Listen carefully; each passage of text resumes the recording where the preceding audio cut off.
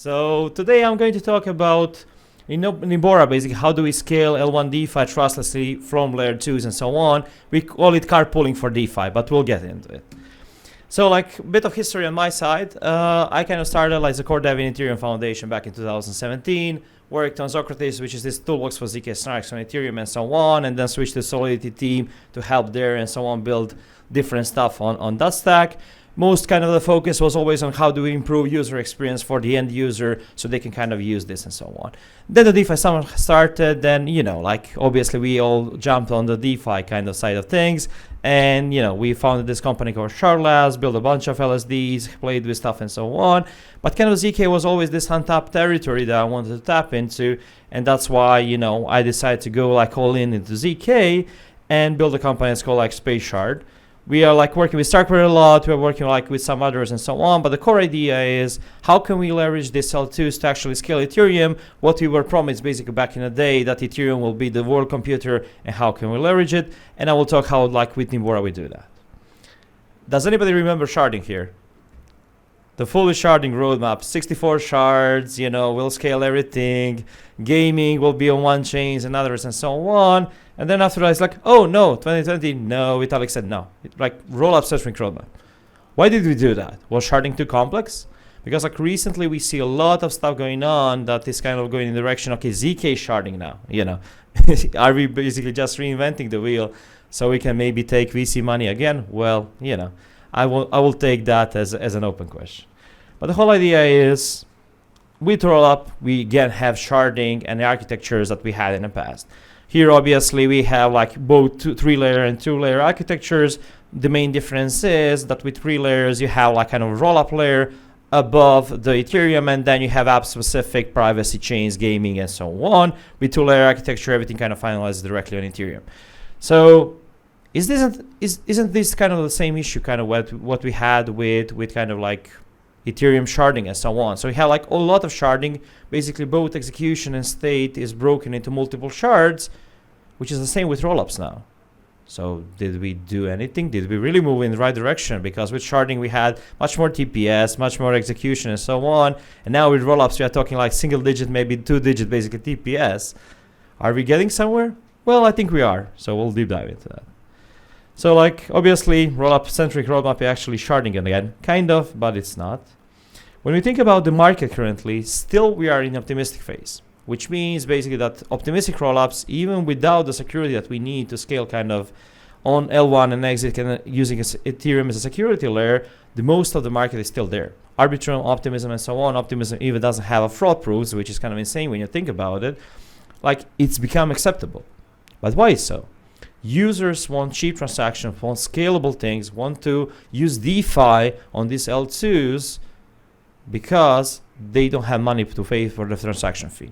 Imagine going to some developed country or somewhere and saying to the guy, yeah, if you go to Ethereum stake with some of the LSD protocol something, you have to pay the $40 fee. He has $20 in a wallet or $30. It's kind of insane when you think about it. Obviously, value goes up, and some people are like claiming it's a bull market. I don't believe though. So, but yeah, maybe we have some bulls here, or no, we don't have bulls. But let's go back to the main issue. So obviously with sharding, we had this like cross shard, like roll up, like roadmap and so on. We had a beacon chain where you finalize the whole thing and so on. But what happened with bridges? Rollups are again the same issue. And then we have this L2 communication, which we do through trusted bridges. We had multi-chain hack and some others hack and so on. Kind of the whole thing is broken because if users have to go through L1 back, well, they have to pay the gas fee. If you want to bridge from, let's say, Starknet to ZK Sync, if you go like trustlessly, you have to go through L1. But that's not really feasible. That's not how we can scale a thing. Basically, like the gas cost spiked recently and so on. So we've seen that really this is not the way to go. But what we need to choose here is 2 out of 3. We can use real transfers. We can make trustless kind of bridging and so on. And like the third option is not touching L1. We decided to go fully trustless, and we want to do real transfers because recent drama with layer 0 and so on, with Lido and so on, we've seen that these wrap tokens don't really scale and won't scale long term. You either have one basically bridge that takes it all, which doesn't really work like that, or you have multiple bridges and multiple different wrapped assets around one thing, which again doesn't work because it breaks basically liquidity, breaks composability, and so on. But then I'm talking about scaling Ethereum, making it cheaper for the users. Users can pay this, and I'm saying, okay, but you should go to L1. So what do we do then? How do we give users access to L1 DeFi from L2s that is fully trustless? Well, we do basically pooled routing plus DeFi that we call Nimbora. Let me get into it. So imagine a use case where I have some ETH, I'm a user, I'm on L2. I have some ETH, and I want to basically earn the biggest API I can get for that, but basically it's like I don't want to take a lot of risk. Let's say I want to stake with Lido. So what I can do is go to L1, stake it there and so on, or like exchange it on a DEX or something. But what if I have a friend that wants to do that, and another friend, another friend? Could we kind of join together and do it at once and share the cost? Well, that's not what Nimbora does. Basically, we do carpooling for DeFi. We join together and we do the same action completely trustlessly, but by joining and doing it in batches. So how it works basically under the hood is we have vaults on layer 2s where users say, okay, I want to stake some like ETH with Lido, and then they join the pool. And that pool gets filled until there is enough users in a batch to basically share the cost. When it's full, we bridge it basically to L1 completely trustlessly where the canonical bridges, stake it with Lido, and bring it back. Any questions so now? This is kind of like, hopefully internet will work. This is the demo. So basically this is use case. Let's say you want to borrow some, like with Liquidity, for example, integration. So we did one of the integrations. This is the alpha version of it. Is you have a LUSD stablecoin. How many of you know what Liquid is? Okay, nice. So for those who don't, basically the whole idea of Liquidity is that you can trustlessly borrow LUSD stablecoin against your ETH. So basically you don't have to sell your ETH to get stables or whatever, but you can borrow against that. How do you do that? Is you go to mainnet, you open something that they call a TRO and so on, and then you can borrow against that. Well, what's the issue there? You have to have at least $2,000 to do so.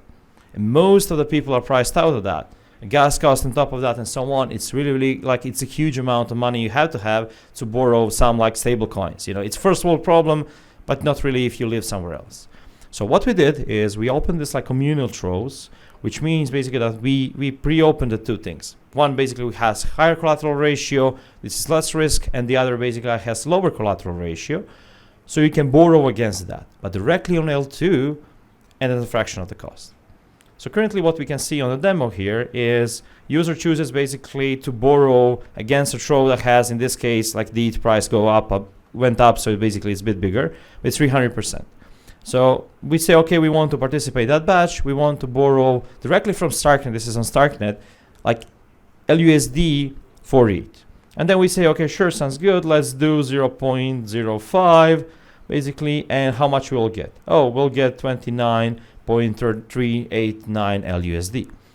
And then we say, okay, we don't care because we can wait for some time because we want this to be the cheapest option. Sure, sounds good. We'll pay like basically smaller amount, like $8, or like in the future it will be like $2 and so on. And basically if we decide that we don't care about that, we can wait for 6 to 8 hours for finalization on layer 1 plus some buffer for batch to fill. But if you want to do it faster, we can pay the rest of the batch. So let's say in a batch we have 5 users and there are already 3 users in the batch, and we want to finalize it and make it basically execute immediately. We basically just pay for the rest too, basically in the batch. So it's kind of like communal. Basically, the more users join it, the cheaper it gets. It's kind of magic of ZK. And this basically you can use with the trustlessness of canonical bridges to mainnet, and then obviously L1 DeFi that is basically there. So when you do this, obviously you borrow for the user, you interact with the wallet, you supply the 0.05 ETH, you just confirm with the wallet on layer 2. Obviously the gas cost here is a bit lower than on mainnet, and that's it. That's basically the magic. You borrowed it, you submitted a transaction to this, and it is now part of the kind of batch going to mainnet. So what does the future hold? What we are aiming with this? One of the biggest problems we encounter building all this L1s, L2s, and so on is L1, L2 communication. So users want to use L1 DeFi at a fraction of the cost on L2s. Developers want to build different strategies and so on, but they can't because it's too complex. How do you do this asynchronous stuff? How do you do these batches, relaying using the canonical bridges? How does live messaging work and so on? This is what we saw. We try to create an SDK to abstract all these things from the strategies, from the developers, so they can build different strategies that are composable. Part of the strategy can be just build like stake with Lido and then LP to Curve afterwards. Or it can be stake with Lido and then LP on the DEX on L2. But for the user, it has to be seamless. It has to be one click. Like North Star in the future where we want to go is, this is an earn program where you just click. Because of the accounts abstraction, the wallet is not there. You don't have to like manage it actively, like you have to EOA and so on. And for the end user, it's just one click. We charge in the future, like users, just future yield. We don't charge you gas cost.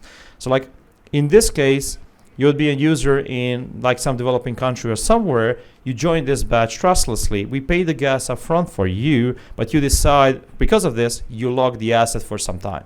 Let's say 3 months or whatever, because this is an earn program.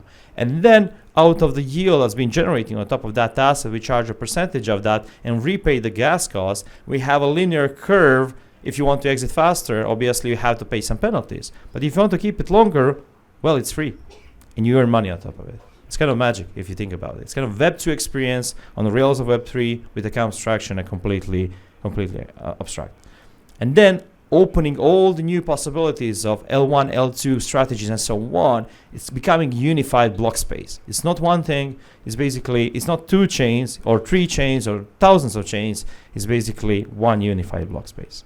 Well, we think this is the future, like we are like going towards. We need to solve we solved scaling kind of. Now we need to solve UX part of it. So hopefully you can join us, and feel free to join us and ask questions. This is our like Nimbora chat. We're in alpha, so happy to get your feedback on this. We're like inviting strategies, but both users to test this and give us feedback. And let's make this Ethereum thing real world computer, like finally what we promised kind of 10 years ago. Thank you.